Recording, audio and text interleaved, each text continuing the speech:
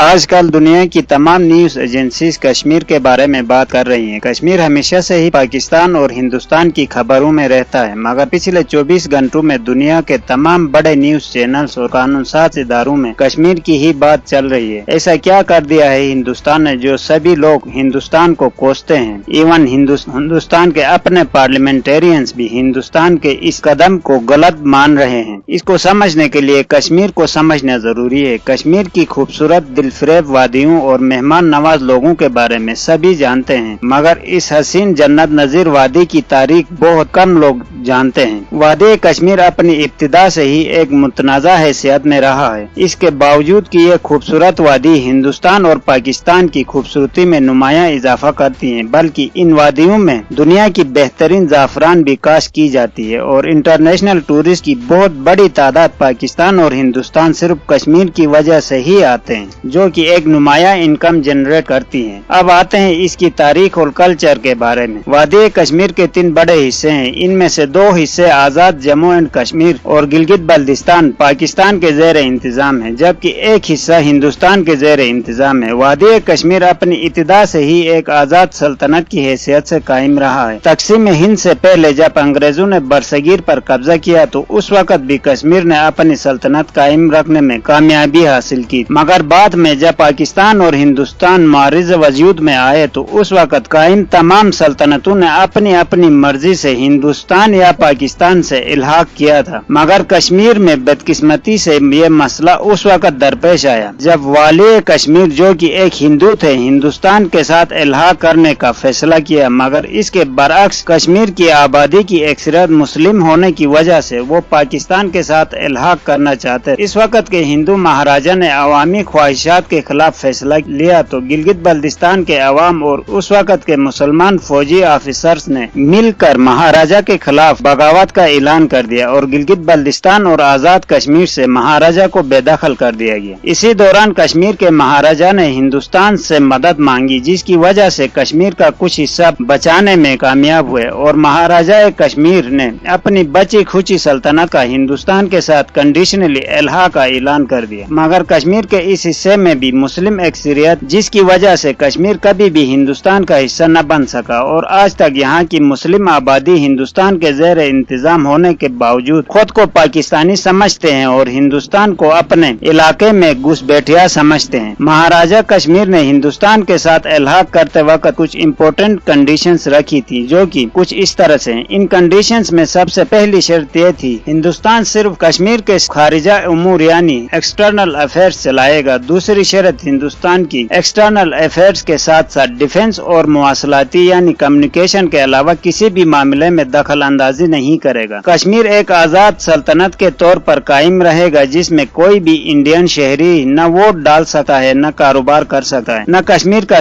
شہری بن سکتا ہے اور کشمیر آزاد سلطنت کے طور پر قائم رہے گا اور اس کا اپنا الگ پرچم ہوگا اور کوئی معاملہ جو کشمیر سے متعلق ہو کشمیری رہنماؤں کے اجازت کے بغیر طے نہیں کیا جائے گا۔ ہندوستان نے کل اپنی ایک صدارتی نوٹیفیکیشن کے ذریعے کشمیر کو ہندوستان میں ضم کیا ہے، جس کی وجہ سے اب کشمیر کی اپنی شناخت ختم ہو چکی ہے اور وہ تمام شرائط جو کشمیری رہنماؤں کے ساتھ ہندوستان نے الحاق کے وقت طے کیے تھے وہ بھی ختم ہو چکے ہیں۔ اب کشمیری تمام رہنما اس بات کے خلاف سراپا احتجاج ہیں، جس میں سے بہتوں کو انڈین فورسز نے گرفتار کیا ہے اور بہت سارے رہنما جو ہندوستان کے فیور میں پہلے بولا کرتے تھے اب ان کو بھی نظر بند کر دیا گیا ہے۔ دوستو آج کے لیے اتنا ہی کافی، کل ایک اور ویڈیو کے ساتھ آپ کی خدمت میں حاضر ہوں گے۔ ویڈیو پسند آئے تو لائک ضرور کرنا اور چینل کو سبسکرائب کرنا نہ بھولیے گا۔ Thank you.